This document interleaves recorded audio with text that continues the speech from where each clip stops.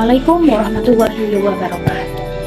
Dan saya muliakan masuk Pondok Pesantren Zainul Hasan Genggong Kiai Haji Hasan Mutawakil Allah SHMM, yang saya hormati Bapak Rektor Universitas Islam Zainul Hasan Genggong, yakni Al-Ustadz Dr. Abdul Aziz Wahab MAG beserta wakil rektornya, dan tak lupa seluruh sivitas akademika Universitas Islam Zainul Hasan Genggong. Sebelum saya memulai presentasi saya, alangkah baiknya saya memperkenalkan diri saya. Saya, Himmatul Karomah dari kelas 3 BPAI, akan mempresentasikan hasil peta imajinasi saya tentang surah Al-Ankabut.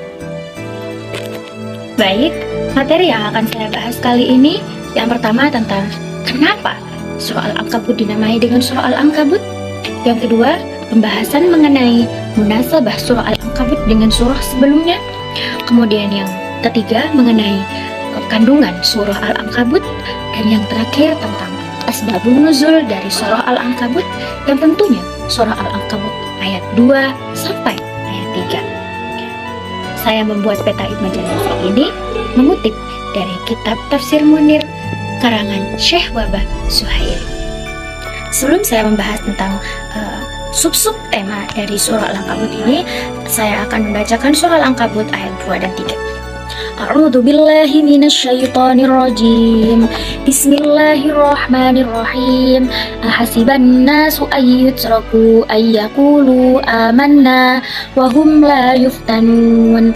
Wa laqad fatanna alladhina min qablihim falya'lamanna Allaha alladhina sadaqu wal ya'lamanna al-kadhibin. Shadaqallahu maulanal azim. Yang pertama mengenai penamaan surah Al-Ankabut. Surah Al-Ankabut sendiri mempunyai arti laba-laba.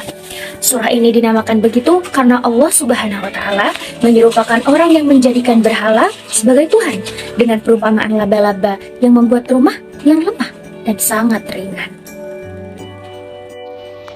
Untuk selanjutnya yakni mengenai munasabah Al-Quran, surah Al-Ankabut dengan surah sebelumnya, yakni surah Al-Qasas.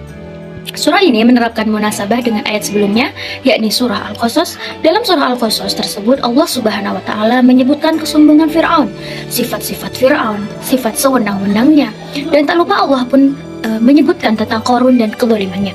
Dan dalam surah Al-Ankabut ini mengisahkan umat Islam Mekah yang diuji oleh orang-orang musyrik mengenai agama Islam.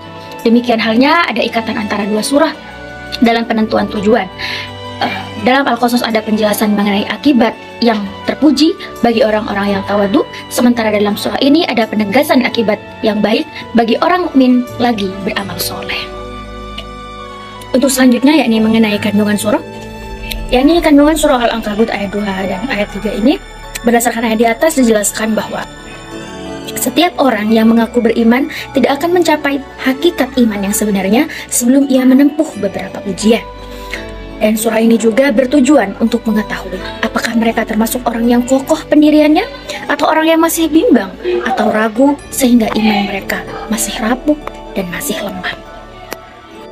Dan untuk pembahasan yang terakhir yakni mengenai asbabun nuzul surah Al-Ankabut. Dari sekian banyaknya pendapat asbabun nuzul yang kami letakkan di peta imajinasi ini, yang pertama tentang kegelisahan sahabat karena orang musyrik. Yang kedua, karena Amr disiksa oleh Allah Subhanahu wa Ta'ala, dan ada pula yang mengatakan karena Amr diazab oleh Allah Subhanahu wa Ta'ala. Dan untuk yang terakhir mengenai Mahja, seorang budak dari salah satu sahabat yang terbunuh pada hari Badar. Jadi itu merupakan ringkasan dari asbabun nuzul turunnya surah Al-Ankabut ini. Mungkin hanya itu yang bisa saya jelaskan, kurang lebihnya saya mohon maaf. Saya akhiri. Wassalamualaikum warahmatullahi wabarakatuh.